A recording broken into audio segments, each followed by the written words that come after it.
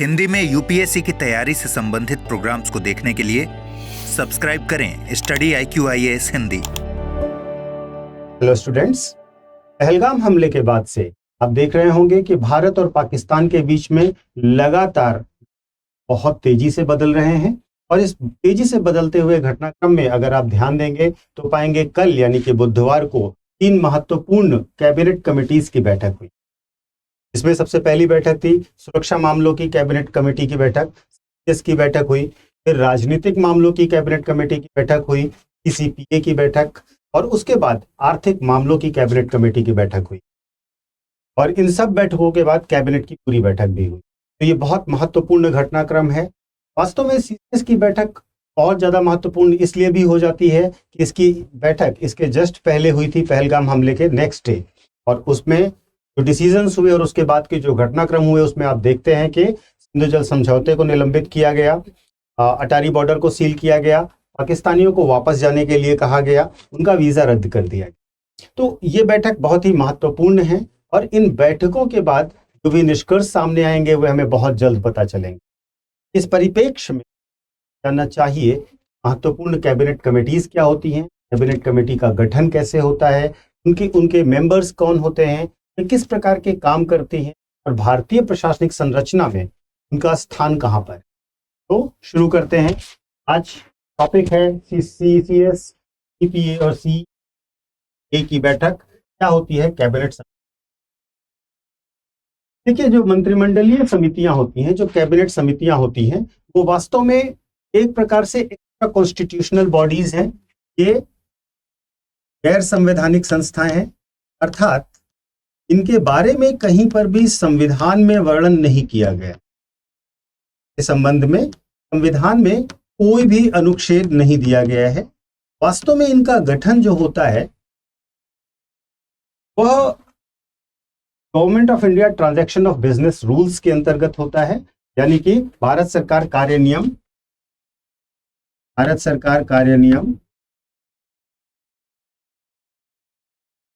Transaction of business rules 1961 के अंतर्गत होता है। महत्वपूर्ण बात यह है जो आपको ध्यान भी रखनी है, ये जो ट्रांजैक्शन ऑफ बिजनेस रूल्स होते हैं ये बनते हैं आर्टिकल 77(3) के अंतर्गत, जिसमें प्रेसिडेंट को ये पावर दिया गया है कि वे भारत सरकार के कन्वीनियंट ट्रांजैक्शन ऑफ बिजनेस यानी कि कार्यों के सुचारू संपादन के लिए नियम बना सकते। तो यहां पर आपको अनुच्छेद 77(3) भी ध्यान रखना है। तो इस प्रकार से भारत में कैबिनेट समितियों का गठन करने का प्रावधान किया। ध्यान रखिएगा कि ये जो कैबिनेट कमिटीज हैं, जो मंत्रिमंडलीय समितियां हैं, ये 2 प्रकार की होती है। एक एडहॉक कमेटी होती है और दूसरी स्टैंडिंग कमेटी। एक अस्थायी समितियां होती हैं और दूसरी स्थायी समितियां होती हैं। मंत्रिमंडलीय समितियां जो भी हैं, मंडलीय समितियों को 2 भागों में बांट सकते, 2 प्रकार से देख सकते हैं। एक होती है एडहॉक कमेटी, जो कि जिसे हम हिंदी में अस्थायी समिति कहते हैं, और दूसरी होती है स्थायी समितियां, जिसे हम परमानेंट कमेटी कहते हैं।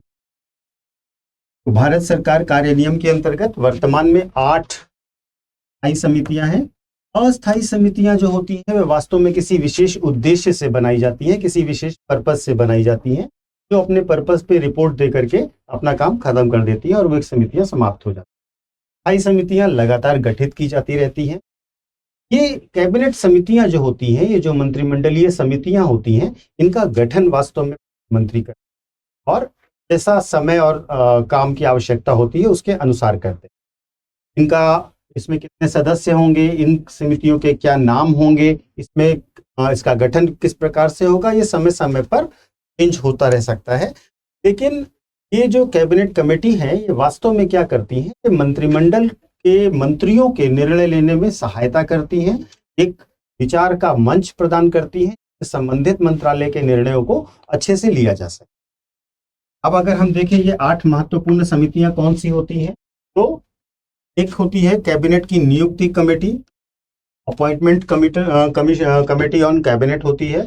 फिर आर्थिक मामलों की कैबिनेट समिति होती है, cabinet committee on economic affairs होती है।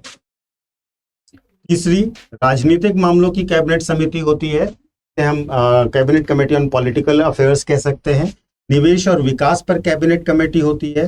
कैबिनेट कमेटी ऑन सिक्योरिटी का आजकल सबसे ज्यादा न्यूज में नाम चल रहा है, यह होती है। और इसके बाद संसदीय मामलों की कैबिनेट समिति होती है। रोजगार और कौशल विकास पर कैबिनेट समिति होती है और आवास पर कैबिनेट समिति। इस प्रकार से ये 8 प्रमुख कैबिनेट कमिटीज हैं भारत में। और इन कमिटीज के बारे में मैंने आपको जैसा कि बताया, इनका गठन प्रधानमंत्री द्वारा किया जाएगा और प्रधानमंत्री ही ये डिसाइड करेंगे कमेटी में कौन कौन मेंबर्स होंगे। मेंबर्स के नंबर्स कहीं पर भी स्थिर नहीं है, स्थायी नहीं है। इनकी सदस्य संख्या जो है, ये जो मेंबर्स हैं, वास्तव में 3 से 8 सदस्यों तक सामान्य रूप से देखा गया है कि मंत्रिमंडलीय समितियों में सदस्य हो। सामान्य तौर पर मंत्रिमंडलीय समितियों की अध्यक्षता जो है वे प्रधानमंत्री खुद ही करते हैं। कैबिनेट कमिटीज के चेयरमैन सामान्यतः प्रधानमंत्री ही होते हैं, लेकिन कुछ कमिटीज हैं जिसमें देखा गया है कि प्रधानमंत्री उसकी अध्यक्षता नहीं करते हैं। जैसे कि जो आवास पर कैबिनेट कमेटी है, जो आवास पर कैबिनेट कमेटी है, ये की अध्यक्षता, और जो संसदीय मामलों की कैबिनेट कमेटी की अध्यक्षता सामान्यतः प्रधानमंत्री नहीं करते हैं, परंतु अन्य सभी समितियों की अध्यक्षता प्रधानमंत्री स्वयं करते हैं। तो आप ध्यान रखिएगा, प्रधानमंत्री अध्यक्ष नहीं होते हैं।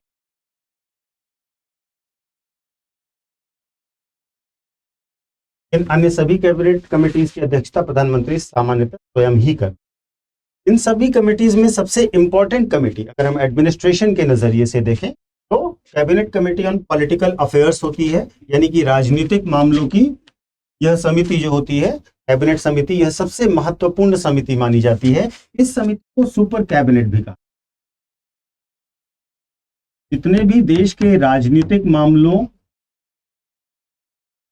के संबंध में निर्णय लिए जाने होते हैं, वे cabinet committee on political affairs में ही लिए जाते हैं। यद्यपि इनका सुरक्षा और विदेशी मामलों से कोई सीधा रिलेशन नहीं होता है, ये प्योर पॉलिटिकल डिसीजंस होते हैं। अगर आप कल ध्यान देंगे तो कल के cabinet committee on political affairs की बैठक में कास्ट सेंसस यानी जातिगत जनगणना कराने का निर्णय लिया गया।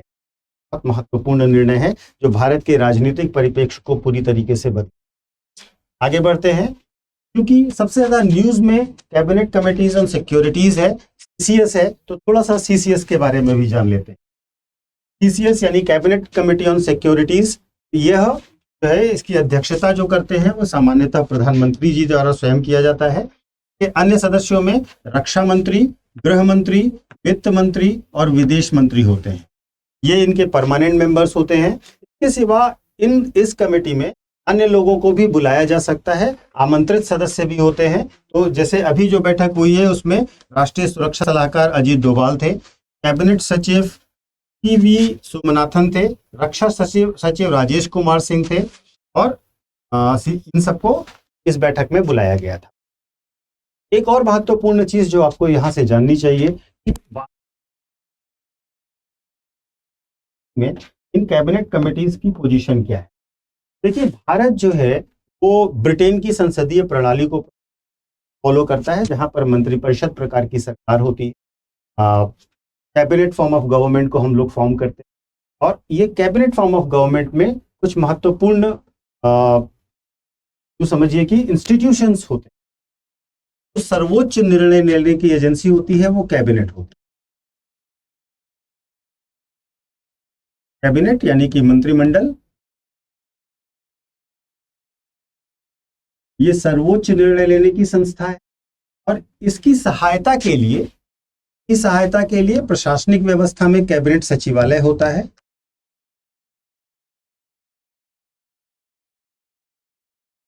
तो वास्तव में कैबिनेट मंत्री की बैठकों को आयोजित करना, मंत्रिमंडल में मंत्रियों के कार्यों को अलॉट करना, पोर्टफोलियो डिस्ट्रीब्यूशन, ये सारे काम देखते हैं। प्रधानमंत्री कैबिनेट सचिवालय से विचार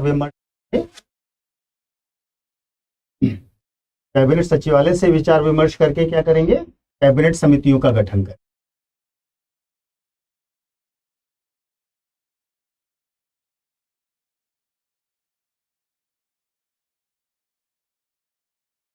इनकी बैठकों के लिए जितना भी होमवर्क करना है, जितना भी इंफॉर्मेशंस चाहिए, जिस तरीके से इन बैठकों को आयोजित किया जाना है, ये सारा काम कैबिनेट सचिवालय देखता है।